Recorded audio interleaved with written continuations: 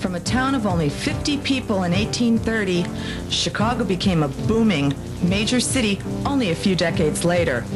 But on the evening of October 8, 1871, a fire began in the cow barn behind the O'Leary house. It spread and destroyed the city, killing hundreds and leaving thousands homeless.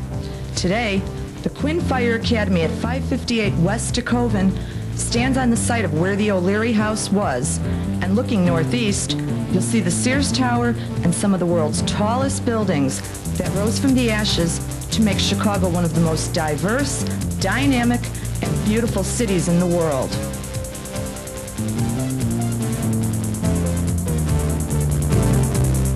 Downtown Chicago, the Loop. Looped by cable car lines around the main business section in the 1890s, and later by elevated trains, downtown Chicago and its main attraction was State Street, that great street. Now, the State Street Mall is still home of the original Marshall Fields department store. And the Louis Sullivan designed Carson Perry Scott building, a national landmark. A block east of State Street, Wabash Avenue also offers shoppers a good variety of stores. The Loop has classic designed older structures like the Civic Opera House at 20 North Wacker, the Public Library's Cultural Center at Michigan and Washington Streets, and City Hall at LaSalle and Randolph, and the famed Marquette Building at 140 South Dearborn. On the river, north of the Loop, the Merchandise Mart is so large, it even has its own zip code. Chicago has the world's largest postal building at 433 West Van Buren. So large, you can drive through it. The Apparel Center, next to the Merchandise Mart, First National Bank at Dearborn and Monroe, and architect Helmut Jahn's Xerox and State of Illinois centers are some of Chicago's newer structures. The Daley Plaza at Washington and Dearborn Streets is home of the world-famous Picasso structure. And Calder's Flamingo sits in the plaza of the Mies van der Rohe designed Federal Center at Dearborn and Adams. A trip to downtown South LaSalle Street will put you at the city's financial district.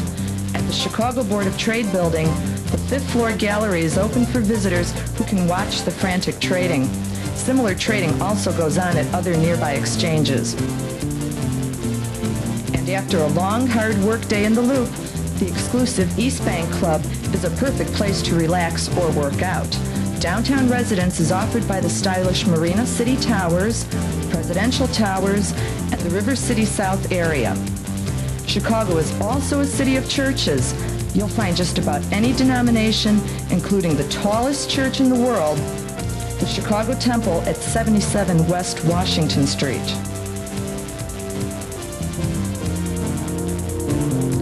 From Wacker and Wabash, you can look across the river and see Chicago's two great newspapers, the Chicago Sun-Times and Chicago Tribune. The Chicago River borders the north and west ends of the downtown area, and Lower Wacker Drive is a street that runs under Wacker Drive in Chicago's downtown. But the most popular tourist attraction in Chicago is the Sears Tower. Located at Wacker Drive and Adams Street, the Sears Tower has long been the world's tallest building. Enter Sears Tower on Wacker Drive, and you'll encounter Alexander Calder's Universe. An escalator will take you down to the lower level, where you can enter the Chicago experience, board an elevator which will carry you to the observation deck of the 103rd floor. From the top, you'll see stunning views of the city and Lake Michigan.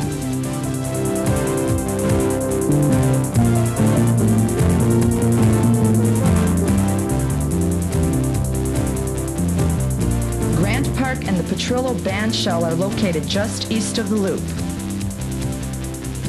In Grant Park is Buckingham Fountain, one of the world's largest fountains.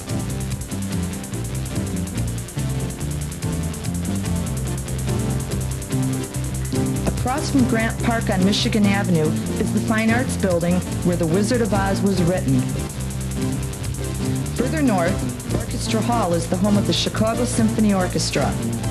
And looking northeast, You'll see the Prudential Building and the Amico Building, Chicago's second tallest building covered with over 8 million tons of marble.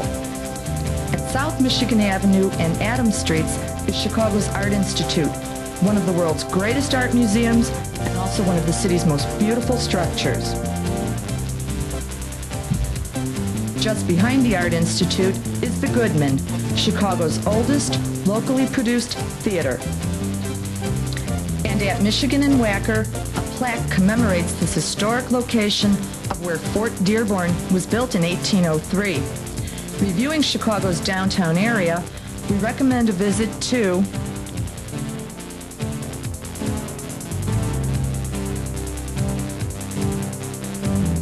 Lakeshore Drive.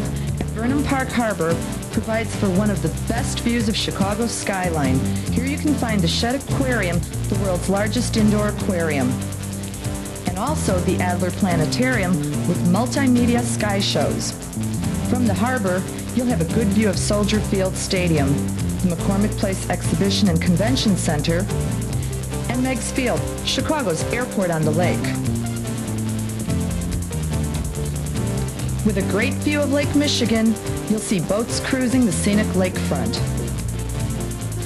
And if it's jogging or just having a small picnic, the magnificent Chicago skyline makes a spectacular setting. The Field Museum of Natural History is across from the lake's harbor. And further north on Lakeshore Drive and Grand Avenue, you'll find Navy Pier, which now hosts many of the city's ethnic festivals and morning fishermen. Next to Navy Pier is the largest water filtration plant in the world. Chicago's lakefront has miles of beautiful beaches, and no, it's not real, but you may even find a palm tree at Oak Street Beach.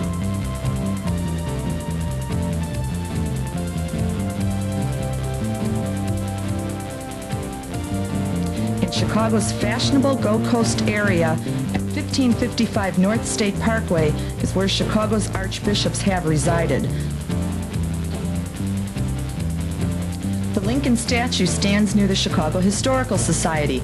At Clark and North Avenue, this is a popular museum of the city's history. Further north is Lincoln Park, which once was a cemetery for Confederate war soldiers. It now houses Lincoln Park Zoo. Admission to the zoo is free, and it is open year-round.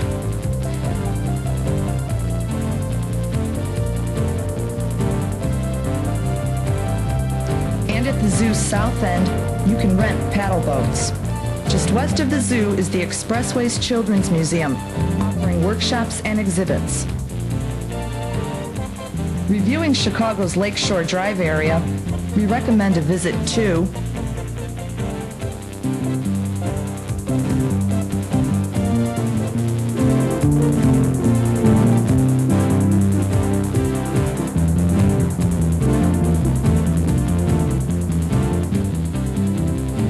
north of the river on Michigan Avenue. Chicago's Magnificent Mile provides for the city's ultimate window shopping and exclusive buying. The department stores and shops lead into one of the most exciting street corners in the world.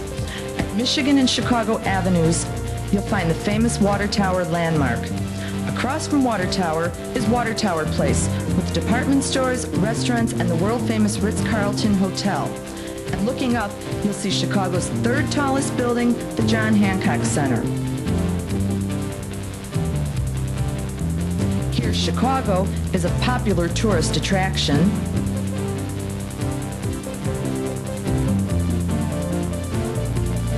as is a horse and carriage ride.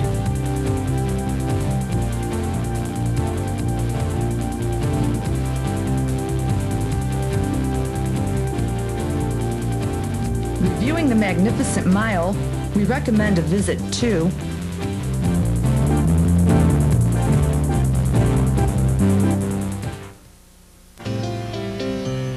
Chicago has top-rated hotels with a grand variety of old and new. We recommend calling ahead for a reservation and inquire to find something to suit your desired location and your pocketbook. Here are some of the city's leading hotels and motels.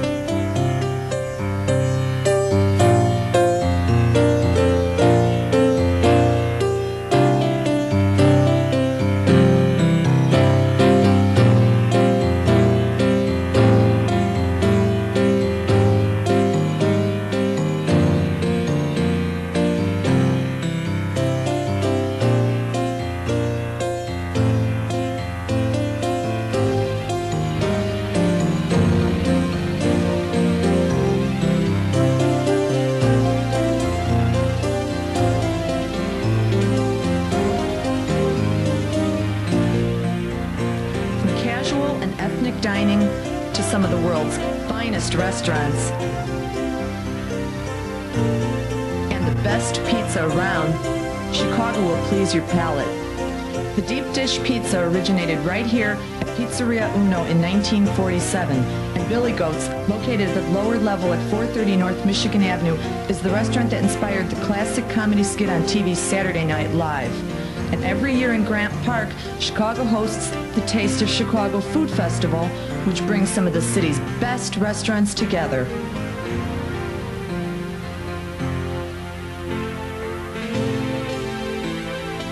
Complete with fireworks. It's hard to recommend any one restaurant, but here are some of the most popular.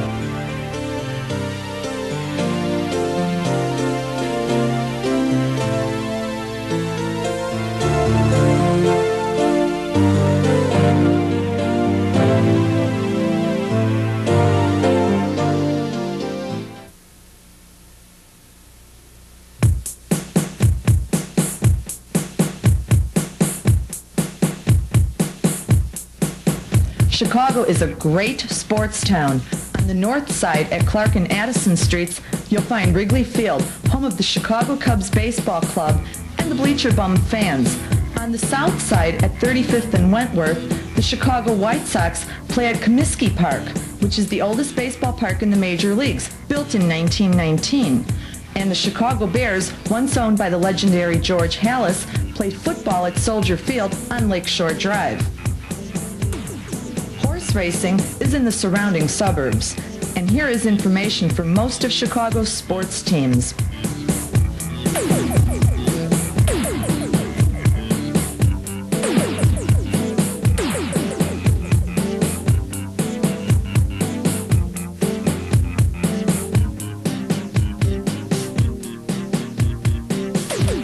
Rush Street and Division Street are the places to go for Chicago's nightlife. Chicago also has some of the best jazz and blues music in the nation. Even the word itself, jazz, originated in Chicago back in 1914.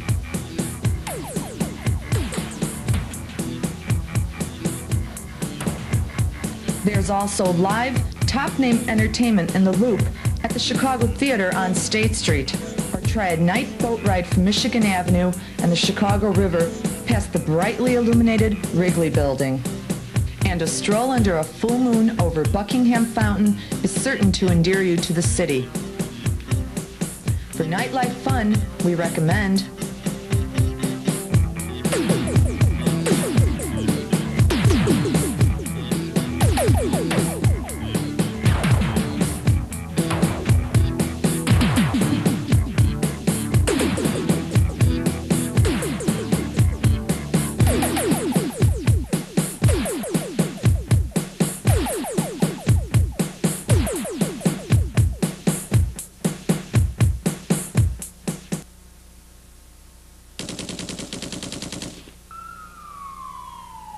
During the Prohibition era in the 1920s, bootlegging helped make Al Capone the country's leading gangster. The old Lexington Hotel on 22nd Street in South Michigan is located in the former Vice District where Al Capone set up headquarters.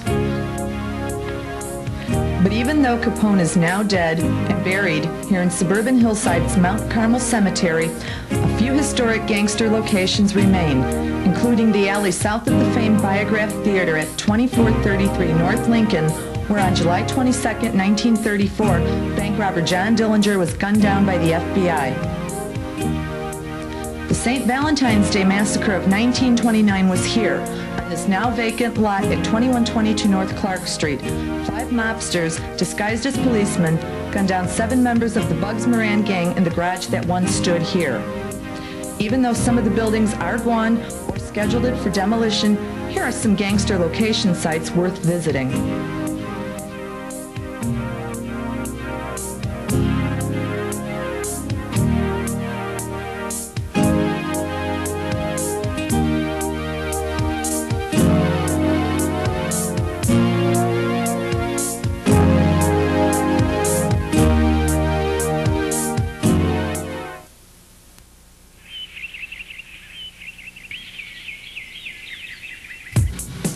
Chicago's Maxwell Street area at Maxwell and Halsted Streets was Chicago's biggest outdoor market generations ago, and it still is a popular Sunday morning market for bargain hunters.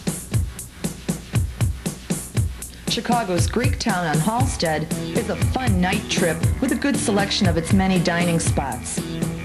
On the University of Illinois Chicago campus at 800 South Halsted is the original Hull House. Founder Jane Addams established the social settlement in 1889.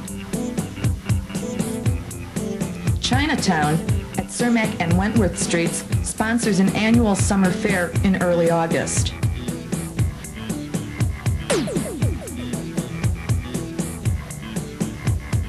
The West Taylor Street area offers Italian cuisine and a variety of Italian ices. The historic Prairie Avenue district at 1800 South Prairie homed mansions of the city's early tycoons. At 33rd and Federal, Mies van der Rohe designed the Illinois Institute of Technology. At Exchange and Peoria Streets is the gate of the South Side's once famous Union Stockyards. Here in Jackson Park is the Museum of Science and Industry, where Chicago held its first World's Fair, the Columbian Exposition, held in 1893. And because of Chicagoans bragging about the fair, the editor of the New York Sun nicknamed Chicago the Windy City, and not because of windy weather. The DuSable Museum of African American History is in nearby Washington Park, named after a black fur trader from Haiti who was Chicago's first permanent settler. In Hyde Park is the Oriental Museum. And the 1909 Frank Lloyd Wright Roby House is at 58th and Woodlawn. Wright once referred to this building as his best residential design.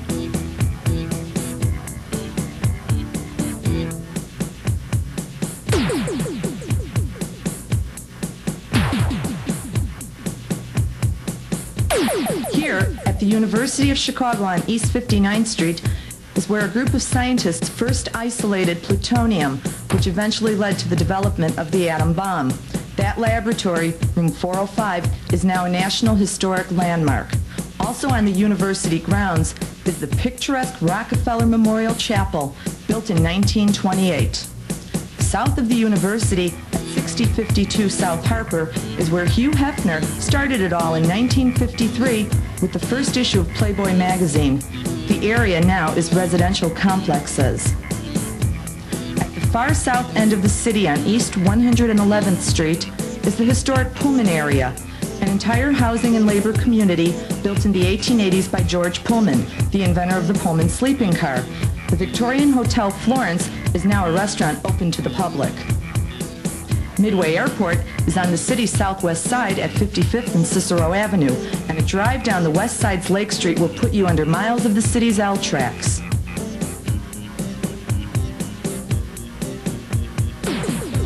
On the north side of town, Chicago's Zanies and Second City Comedy Showcases highlight North Wells Street in the Old Town neighborhood. Graceland Cemetery at Clark Street and Irving Park Road is where many of the city's early industrialists are buried. In the early 1900s, Chicago was the country's leading film capital for 10 years. The SNA Silent Movie Studio at 1345 West Argyle made movies with Charlie Chaplin and Gloria Swanson, and the nearby mansions on Castlewood Terrace is where Mary Pickford and Wallace Beery resided. DePaul University campus is on the city's north side, and Chicago's O'Hare International Airport, the world's busiest, is on the far northwest tip of the city. Reviewing Chicago's neighborhoods, we recommend visiting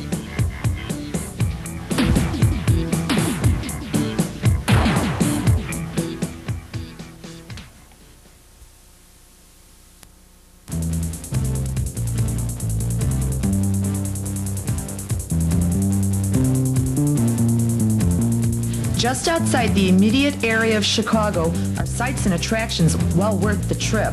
A drive north on Lakeshore Drive will take you past Loyola University to scenic Sheridan Road, where you'll see mansions in Evanston, Illinois, Northwestern University,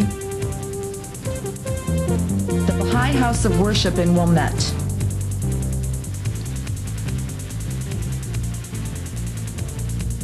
Ravinia Festival in Highland Park features summer concerts, and the Chicago Botanic Garden in Glencoe has over 300 acres of gardens. In Des Plaines, Illinois, north of O'Hare, you'll see the first McDonald's restaurant in the world, which opened at 400 Lee Street, April 15, 1955. West of Chicago is Brookfield Zoo. Major attractions at this popular zoo include the Tropic World exhibit. And in Oak Park, Illinois, you can tour several Frank Lloyd Wright designed homes, including Wright's own home and studio at 951 Chicago Avenue. Built in 1889, it is now a National Historic Landmark.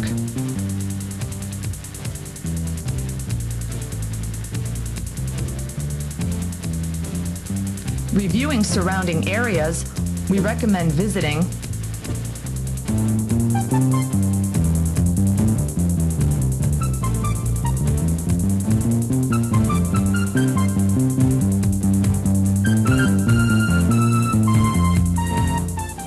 We'd also like to provide you with important phone numbers and information for your Chicago visit, and remind you that because Chicago is a four-season city, weather makes many of the attractions seasonal.